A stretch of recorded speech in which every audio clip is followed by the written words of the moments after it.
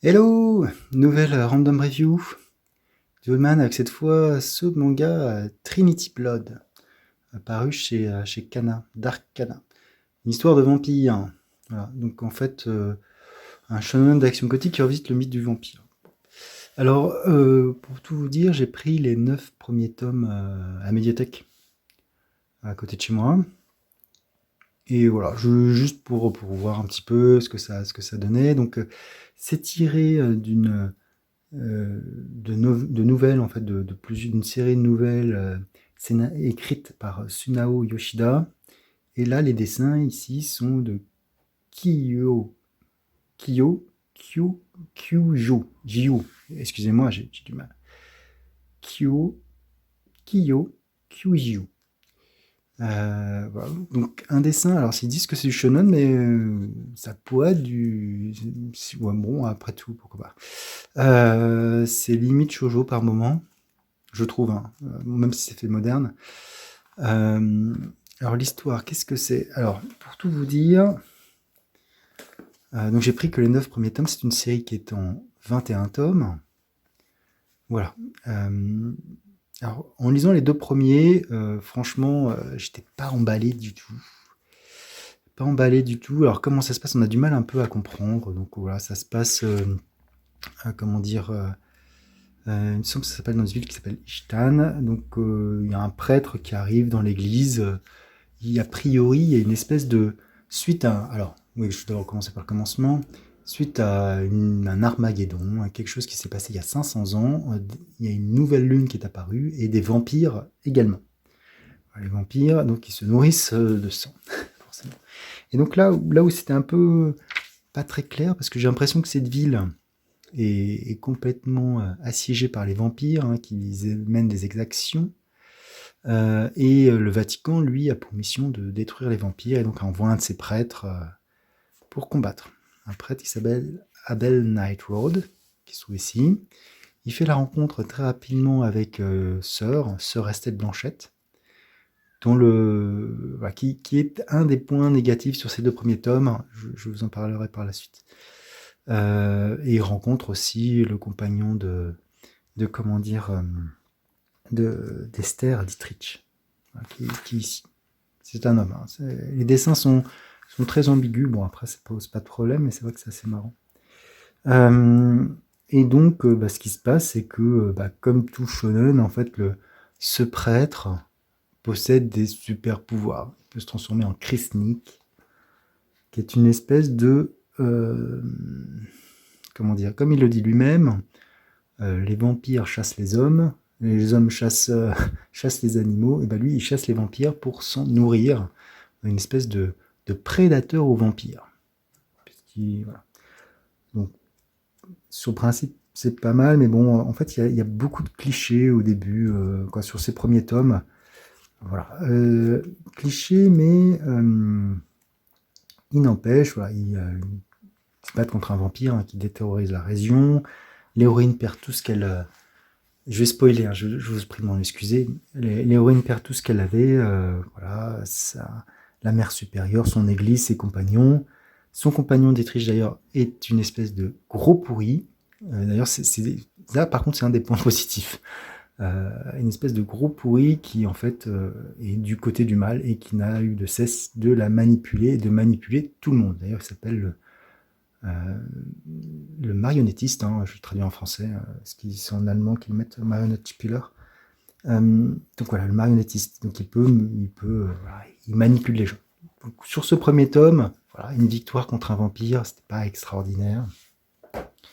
Sur le deuxième tome, en fait, il voyage pour se rendre au Vatican. Là aussi, ce tome est pas extraordinaire, mais il permet à un moment donné de mettre en évidence un peu plus les personnages, en tout cas de ses appropriés, et de rencontrer des personnages secondaires autour du Vatican, avec des petits vampires qu'ils affrontent au fur et à mesure. C'est pas extraordinaire, mais ça c'est cela. Donc voilà, donc ça fait un tome pour moi qui presque dispensable. Et enfin, quand ils arrivent à Rome, à partir de 3, alors là, l'histoire commence vraiment à devenir très intéressante. Donc il faut attendre le chapitre 9, en fait, pour que ça devienne très intéressant. pour qu'on comprenne un peu plus les relations politiques entre le royaume. Alors d'ailleurs, on ne parle pas de vampires, hein. Les vampires, il y a un terme très péjoratif, hein, a priori, et donc on parle plutôt de Métusséla. Et donc là, il y a, comment dire, une relation entre la duchesse du Vatican et l'impératrice des vampires. Voilà, ils envoient comment dire, des émissaires, ces deux émissaires là, et Radu et Ion, qui ont le même âge, hein, sauf qu'il y en a un qui paraît beaucoup plus jeune que l'autre. Ça aussi, c'est des aspects un peu bizarres, mais bon. Et voilà. Et à partir de là, l'histoire commence vraiment à s'emballer. C'est-à-dire que dans les premiers tomes, Esther Blanchette était vraiment, oh là là, le prêtre, blablabla. C'était un peu de la romance à deux balles. Elle prend beaucoup plus d'initiative à partir de ce tome. Elle devient beaucoup plus active dans l'histoire, beaucoup moins dans le cliché, je dirais, Lois Lane, la jeune fille à sauver. Là, voilà, elle va sauver les autres. C'est un personnage qui commence à avoir vraiment de plus en plus d'épaisseur. Et donc, ça devient très intéressant. Et donc, ces émissaires, hein, alors, comment faire pour ne pas vous spoiler? Parce que je trouve que c'est quand même, à partir du tome 3, là, l'histoire vraiment s'emballe vraiment beaucoup.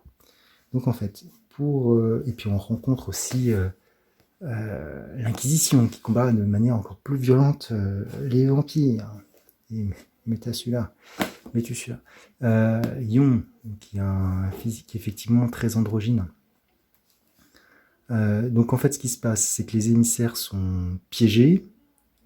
Il y a tout un ensemble de choses, de trahison, etc. Donc ils vont devoir se rendre en secret dans l'empire des vampires pour découvrir tout ça. Et donc là, il y a vraiment beaucoup plus de choses qui se passent.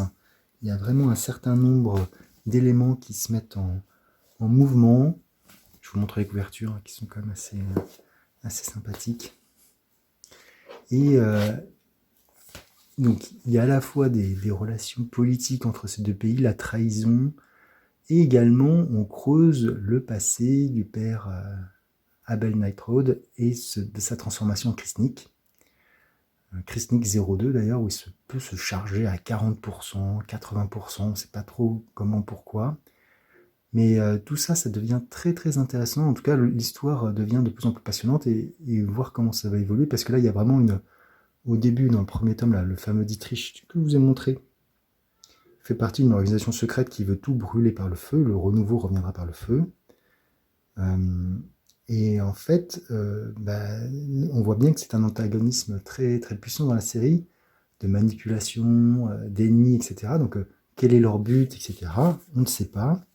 Et surtout, comment faire pour rétablir la paix entre les deux espèces, etc.